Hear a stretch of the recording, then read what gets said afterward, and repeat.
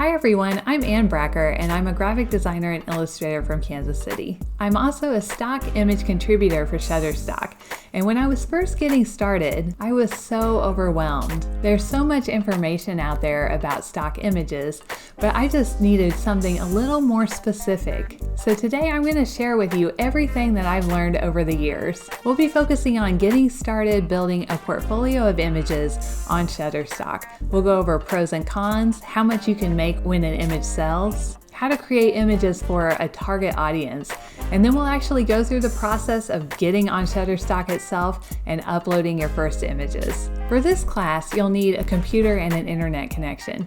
You'll also need vector software if you're going to create vectors for Shutterstock, or a camera and maybe Photoshop or Lightroom if you want to create photos for Shutterstock. I'll also ask you to submit a project, and that'll be 1 to 3 images that you're planning to submit to Shutterstock.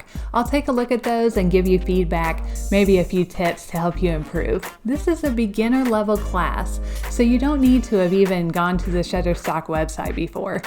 I'll show you everything and how it all works. All right, let's get started.